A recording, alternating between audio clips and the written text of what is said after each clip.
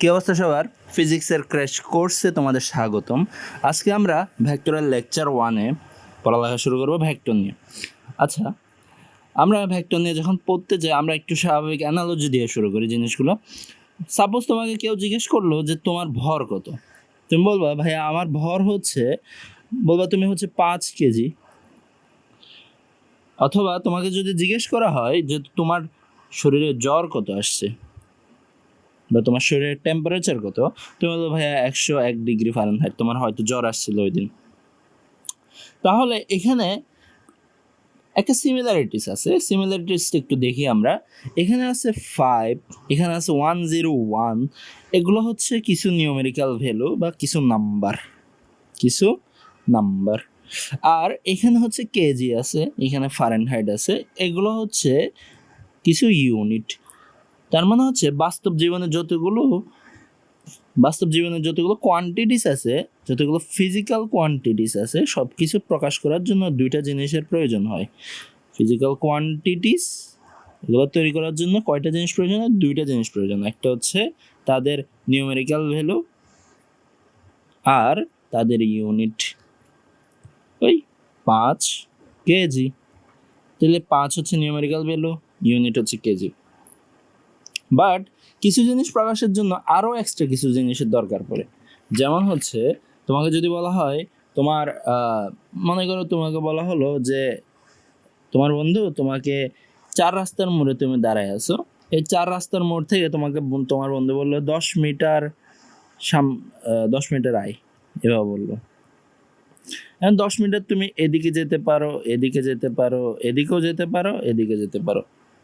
অথবা তোমাকে বলা হলো একটা তাল গাছ আছে, একটা গাছ আছে, সরি এটা গাছ আঁকলাম, হ্যাঁ, এর একটা গাছ আছে, গাছের 10 মিটার দূরে কোথাও একটা কি লুকিয়ে আছে, একটা স্বর্ণ লুকিয়ে আছে বা একটা ট্রেজার লুকিয়ে আছে। এখন তুমি 10 মিটার হয়তো এদিকে যেতে পারো, এদিকে যেতে পারো, ওই দিকেও 10 মিটার হতে পারে, ওইদিকেও 10 মিটার হতে পারে, মাটির নিচেও 10 মিটার হতে পারে। তুমি একটা ক্রুশিয়াল জিনিস জিজ্ঞেস করতে ভুলে গেছিলে, সেটা হচ্ছে 10 মিটার কোন দিকে যাব, 10 মিটার কোন দিকে যাব আমরা।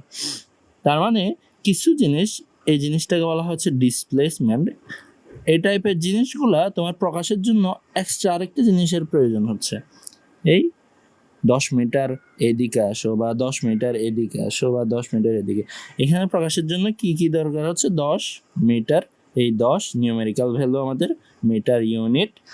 আর আরও একটা জিনিস লাগতেছে কোন দিকে, সাপোজ উত্তর দিকে, তাহলে লিখতে হবে উত্তরে।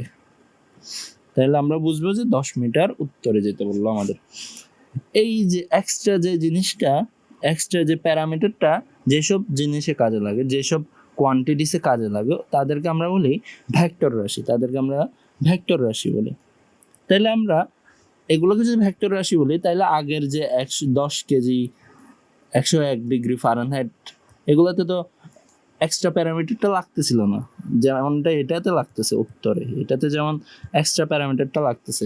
এই ধরনের রাশিগুলোকে বলা হয় স্কেলার রাশি, যাদের শুধু নাম্বার আর ইউনিট দিয়ে হয়ে যায়, তার মানে হচ্ছে জাস্ট ম্যাগনিটিউড দিয়ে হয়ে যায়, মান দিয়ে হয়ে যায়। আর এদের ক্ষেত্রে এটাকে বলা হয় ভেক্টর রাশি, যাদের মান ও দিক দুইটাই প্রয়োজন। বুঝা গেছে কি? তাহলে আমরা একটু কম্প্যারিজন করি যে স্কেলার রাশি আর ভেক্টর রাশির মধ্যে ডিফারেন্সগুলো কি। স্কেলার রাশি আর ভেক্টর রাশির মধ্যে ডিফারেন্সগুলো হচ্ছে, ফার্স্টে আমরা বললাম কি ডিফারেন্স বা মিলগুলোও একসাথে লিখে দিই। নিউমেরিক্যালস ভ্যালু লাগবে এদের, নিউমেরিক্যালস বা নাম্বারিক ভ্যালুগুলা, নাম্বারিক ভ্যালুগুলো লাগবে আমাদের। এটা তো নাম্বারিক ভ্যালুগুলো লাগবে। এটাতে ডাইরেকশনের প্রয়োজন নাই, এটাতে ডাইরেকশনের প্রয়োজন আছে, ডাইরেকশন দরকার। 3 নাম্বারটা এখানে লিখি। 3 নাম্বার তোমাকে বলা হচ্ছে যে এখানে তোমার যোগ বিয়োগগুলা, এই ধরনের যোগ বিয়োগগুলা, মনে করো তোমার একটা প্যাকেট আছে, প্যাকেটটা হচ্ছে 2 কেজি ওলা একটা প্যাকেট। এই প্যাকেটে যদি তুমি মনে করো 3 কেজি আর একটা কিছু রেখে দাও, তাহলে টোটাল হয়ে যাবে কত? 5 কেজি। এখানে কিন্তু কোনো এক্সট্রা টেনশনের দরকার পড়তেছে না আমাদের।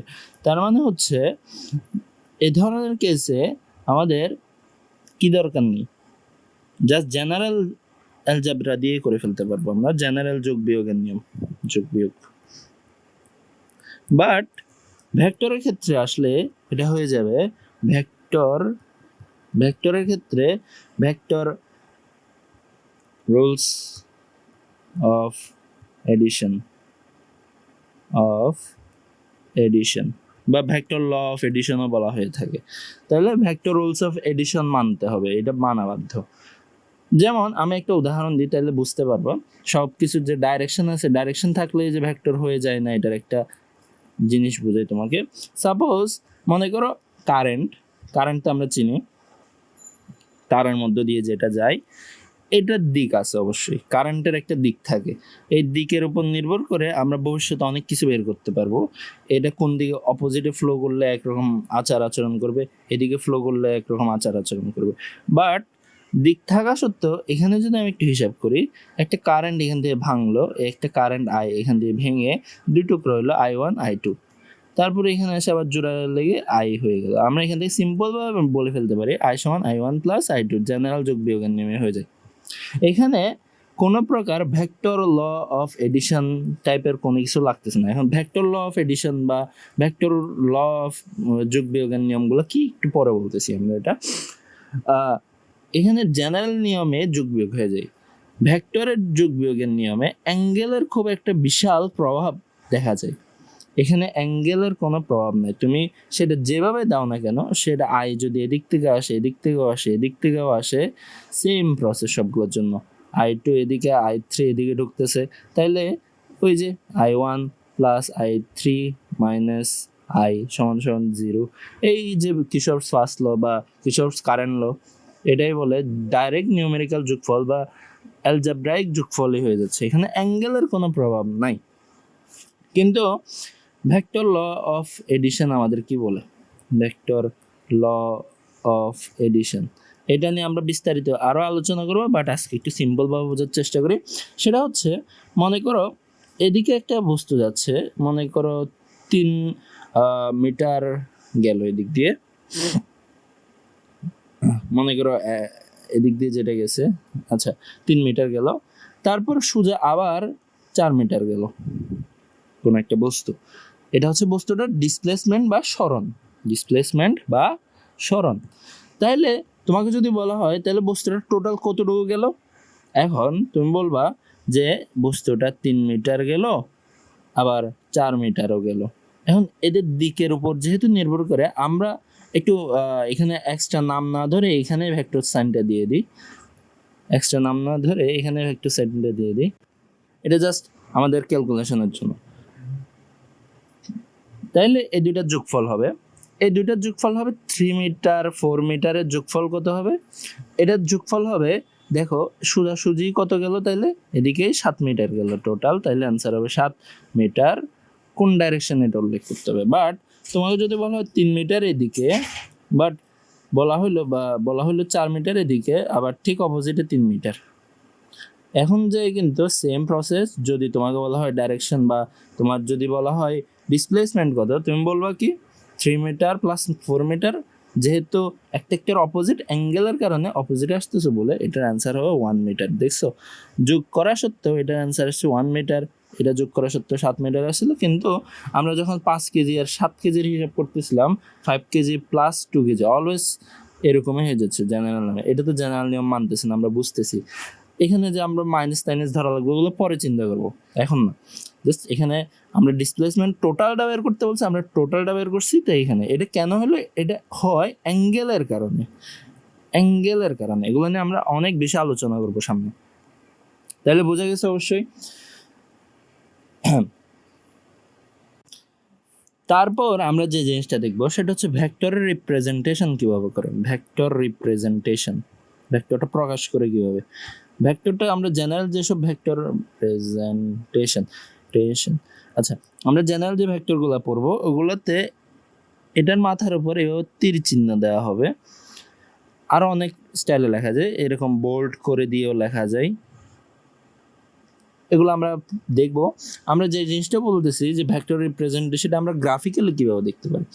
এখানে এ ভেক্টরটা দ্বারা কয়েকটা জিনিস বোঝায়। এ ভেক্টরটা দ্বারা এ এর ম্যাগনিটিউড বা এ এর মান বোঝায় এবং এর দিকটাও বোঝায়। কিন্তু যদি তোমাকে বলা হয় যে A vector is equals 5 meter x 5 meter x দিয়ে দেবো সাপোজ, তাইলে আমরা যদি এটা গ্রাফিক্যালি আঁকতে যাই, মনে করো এই গ্রাফের 5 মিটার বরাবর, এদিকে এক্স অক্ষ বরাবর 5 মিটার, এক্স অক্ষ বরাবর 5 মিটার, তাহলে 5 মিটার এক্স অক্ষ বরাবর, তাহলে এখানে 5 মিটার এটা হচ্ছে ম্যাগনেটিক মানে আমাদের মান, আর এক্স অক্ষ বরাবর এটা হচ্ছে কি দিক। তাইলে এখানে আরেকটা জিনিস আমরা ক্লিয়ার হতে হবে যে 5 মিটারটা কিন্তু এই রেখাটার দৈর্ঘ্য বোঝায়। এই লাইনের এই যে লাইনটা, এই লাইনের দৈর্ঘ্য বোঝাচ্ছে 5 মিটার, আর দিকটা হচ্ছে এক্স। বোঝা যাচ্ছে? আচ্ছা, তাহলে গ্রাফিক্যাল রিপ্রেজেন্টেশনে দেখলাম। আমরা একটু দিকের কথাগুলো একটু বলে দিই। সেটা হচ্ছে তোমাকে যখন বলা হয় যে স্বাভাবিক একটা ডায়াগ্রামে, বা এটা তোমরা ভবিষ্যতে বড় হলে জিনিসপত্রগুলো লেআউট আকারে পড়বা, লেআউট বা কোনো একটা ফ্যাক্টরির লেআউট বা কোনো একটা ল্যাবের লেআউট যখন আঁকতে হয়, তুমি দেখবে একটা ক্রুশিয়াল প্রসেস হইতেছে তার দিকগুলো একটু হিসাব করে নেওয়া। তা দিকগুলো হিসেবের সময় উপরের দিকে থাকে উত্তর, তার অপোজিটে থাকে দক্ষিণ, আর এটার বাম হাতে থাকে পশ্চিম, আর এদিকে থাকে পূর্ব। আচ্ছা, তাহলে তোমাকে যদি বলা হয় দিকটা আমার দেখা লাগতেছে কেন, দিকটা দেখা লাগতেছে কারণ মনে করো এই দিক বরাবর 45 ডিগ্রি এইভাবে গেল, তাহলে এটাকে আমরা কি বলবো? এটাকে বলবো উত্তর পূর্ব দিক বা উত্তর পূর্ব দিক। এদিকে মনে করো 45 ডিগ্রি গেল, এই দিকটাকে আমরা বলবো দক্ষিণ পূর্ব দিক। এরকম কোন একটা জিনিস থ্রো করলাম, এদিকে পশ্চিম আর দক্ষিণের মাঝখান দিয়ে গেলো 45 ডিগ্রি গেলে, এটাকে বলে দক্ষিণ পশ্চিম দিক, এদিকে বলে উত্তর পশ্চিম দিক। সেম এগুলো আমাদের প্রবলেম সলভিং এর সময় এইসব কথাগুলো আসবে বলে আমি একটু বলে দিলাম। আচ্ছা, তারপর আমাদের কিছু ইম্পর্টেন্ট পয়েন্ট লিখতে হবে, এগুলো আমরা খাতা কলমে লিখে ফেলি। সেটা হচ্ছে যদি একটা ভেক্টর, এই যে আমি এইরকম একটা ভেক্টর দেখালাম না, এই ভেক্টরটা কিন্তু আমরা অনেক কিছু করতে পারি এটার সাথে। এটাকে আমরা ঘুরাইতে পারি, এটা যেহেতু অ্যাঙ্গেলের উপর নির্ভর করে, অ্যাঙ্গেল অনুযায়ী আমরা ঘুরাইতে পারি এই জিনিসটাকে। যদি ঘোরাই, এটাকে যদি আমি 360 ডিগ্রি ঘোরাই, তাহলে ভেক্টরটার কোনো চেঞ্জই হবে না। 360 ডিগ্রি ঘোরালে ভেক্টরের কোনো চেঞ্জই হবে না, ভেক্টর এর নো চেঞ্জ। বোঝা যাচ্ছে? 360 ডিগ্রি, এটা তো সিম্পল জিনিস। এখান থেকে নিলাম, এদিকে ঘোরাই, এদিকে একদম এখানে আনলে আবার সেম জায়গায় ফেরত আসছে। তারপরে 2 নম্বর, এটা সবচেয়ে বেশি ইম্পর্টেন্ট, এটাই মেন বলার কারণ, যে ভেক্টরের প্যারালাল শিফটিং করা যায়। ভেক্টরের প্যারালাল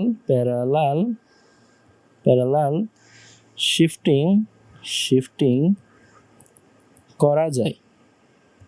মানে কেমন? মানে তোমাকে বলা হলো যে সাপোজ তিনটা ভেক্টর আছে, সাপোজ একটা ভেক্টর দিয়ে বোঝায় জিনিসটা, এভাবে দেওয়া আছে ভেক্টরটা। তুমি চাইলে এটার সাথে প্যারালালি এই জিনিসটাকে শিফট করে এখানেও আঁকতে পারতা, অ্যাঙ্গেল সেম থাকে মতো। কার সাথে অ্যাঙ্গেল সেম থাকে ওটা পরে হিসাব করবো। এই মনে করি এটা আনুভূমিকের সাথে থিটা, আনুভূমিকের সাথে থিটা অ্যাঙ্গেলে এখানে নিয়ে আসলা বা এইখানে নিয়ে আসলা, প্যারালালি আনুভূমিকের সাথে থিটা অ্যাঙ্গেলে এইরকম প্যারালাল শিফটিং করতে পারবে। এগুলো আমাদের কাজে লাগবে কখন? সাপোজ তোমাকে মনে করো কিছু ড্র করতে দিল, মনে করো অনেক সময় আঁকতে দেয় যে একটা ভেক্টর এদিকে সে যোগ না দিয়ে এভাবে এঁকে দিল, বললো যে এই দুইটা ভেক্টরের আমার এটা বের করে দাও, এটা বের করে দাও, তখন প্যারালাল শিফট করে এটার সাথে এটা যোগ দিতে হয়। এখন যোগ দেওয়ার জন্য আমরা জিনিসপত্রগুলো পরে দেখব। এখন একটা ভেক্টরের, এটা তো বললাম ভেক্টরের ডাইরেকশন কীভাবে বোঝায়। এখন একটু দেখি ভেক্টরের এই জিনিসটার এক্সট্রা নাম আছে কিছু, যেমন এই পার্টটাকে বলা হয় হচ্ছে টেল পার্ট, ভেক্টরের টেল পার্ট। এটাকে বলা হয় ভেক্টরের হেড পার্ট। এগুলো ইম্পর্টেন্ট, কারণ ভেক্টর আঁকার সময় টেল হেড অনুযায়ী আমাদের বুঝতে সুবিধা হবে যে ভেক্টরটা কিভাবে আমরা আঁকবো। তাহলে আমাদের ট্রায়াঙ্গেল ল মানে ভেক্টরের ত্রিভুজ সূত্র, চতুর্ভুজ সূত্র এগুলো বোঝা ইজি হবে। আচ্ছা, আজকের ক্লাস তাহলে এতটুকুই। সামনের দিন আবার দেখা হবে। ভালো থাকবে।